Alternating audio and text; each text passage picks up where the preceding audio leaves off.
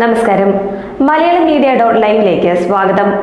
കേരള പോലീസിലെ പുഴുക്കുത്തുകളെ തുറന്നു കാട്ടുമെന്ന് പ്രഖ്യാപിച്ച് പോരാട്ടത്തിനിറങ്ങി ഒടുവിൽ CPM-ൽ നിന്ന് തന്നെ പുറത്തെത്തി നിൽക്കുകയാണ് നിലമ്പൂർ MLA PV അൻവർ. എന്നാൽ അൻവർ ഇങ്ങനെ അകലുന്നത് ബാധിക്കാൻ പോകുന്നത് CPM-നെ തന്നെയാണ്.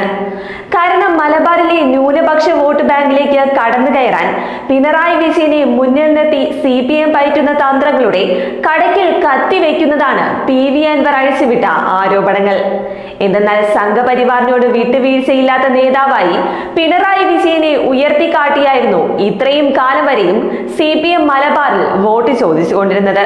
കൂടാതെ ദേശീയ രാഷ്ട്രീയത്തിൽ BJP ചോദ്യം ചെയ്യാനാകാത്ത ശക്തിയാകുകയും അതോടൊപ്പം കോൺഗ്രസ് ദുർബലമാകുകയും ചെയ്തതോടെ ന്യൂനപക്ഷങ്ങൾക്കിടയിൽ ഈ പ്രചാരണത്തിന് സ്വീകാര്യതയും ലഭിച്ചിരുന്നു.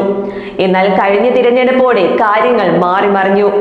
കോൺഗ്രസ് തിരിച്ചുവരവിന്റെ അടയാളങ്ങൾ കാണിച്ചതോടെ CPM-ന്റെ ഈ വാദത്തിന് കോട്ടം തട്ടിയിട്ടുണ്ട്.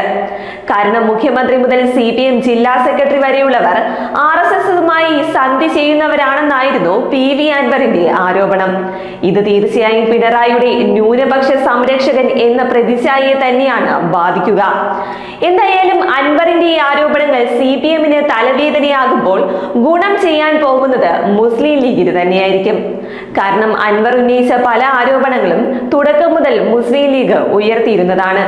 കൂടാതെ പോലീസിനെതിരെ അൻവർ ഉയർത്തിയ പരാതികൾ മലബാറിലെ പല രാഷ്ട്രീയ നേതാക്കളും സാമുദായിക സംഘടനകളും നേരത്തെ പങ്കുവച്ചിരുന്നു. ഭരണകക്ഷി MLA തന്നെ ഇത് വിളിച്ചു പറയുമ്പോൾ നിലപാടിന് കൂടുതൽ സ്വീകാര്യത ലഭിച്ചെന്ന വിശ്വാസത്തിലാണ് ഈ സംഘടനകൾ. കൂടാതെ ADGP അജിത് കുമാറിനും പോലീസിനുമെതിരെ അൻവർ ഉന്നയിച്ച ആരോപണങ്ങളോട് യോജിപ്പാണെന്ന് KT ജലീൽ MLA-യും വ്യക്തമാക്കി കഴിഞ്ഞു.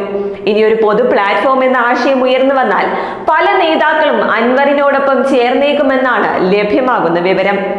അതേസമയം മലബാറിലെ UDF കോട്ടകൾ ഇളക്കാൻ CPM സ്വീകരിച്ച നിലപാട് UDF-ലെ അസംതൃപ്തരെ ഇരു കൈയും നീട്ടി സ്വീകരിക്കുക എന്നതായിരുന്നു. TK ഹംസ മുതൽ കഴിഞ്ഞ ലോക്സഭാ തിരഞ്ഞെടുപ്പിൽ പൊന്നാനിയിൽ മത്സരിച്ച KS ഹംസ വരെയുള്ളവർ ഇതിനൊരു ഉദാഹരണം മാത്രം. ഇവരെ മുൻനിർത്തിയായിരുന്നു മുൻപ് CPM ന്യൂനപക്ഷ വോട്ടിലേക്ക് കടന്നു കയറാൻ ശ്രമം നടത്തിയത്. എന്നാൽ പിണറായി വിജയൻ മുഖ്യമന്ത്രിയായതോടെ കാര്യങ്ങൾ മാറിമറിഞ്ഞു. സാമുദായിക സംഘടനകളുമായും നേതാക്കളുമായും പിണറായി വിജയൻ തന്നെ നേരിട്ട് ബന്ധം സ്ഥാപിച്ചു തുടങ്ങി. എന്നാൽ സമസ്തയും ലീഗും തമ്മിലുള്ള ബന്ധത്തിലുണ്ടായ അസ്വസ്ഥത ലോക്സഭാ തിരഞ്ഞെടുപ്പിൽ പ്രതിഫലിച്ചില്ല. അതിനാൽ തന്നെ അടുത്ത തദ്ദേശ നിയമസഭാ തിരഞ്ഞെടുപ്പുകളിൽ അതിന്റെ അലയൊലികൾ ഉണ്ടാകുമെന്ന് ഇടതുപക്ഷം പ്രതീക്ഷിച്ചിരുന്നു. ഇങ്ങനെയൊക്കെ വിചാരിക്കുന്നതിനിടയിലായിരുന്നു അൻവറിന്റെ ആരോപണ ശരങ്ങൾ ഒരു പേമാരി പോലെ പെയ്തിറങ്ങിയത്. ഇതെല്ലാം കൂടുതൽ ഇടതുപക്ഷ സ്വതന്ത്രർ അൻവറിനെ പിന്തുണച്ച് രംഗത്തെത്തുമെന്നതിന്റെ സൂചന തന്നെയാണ് നൽകുന്നത്.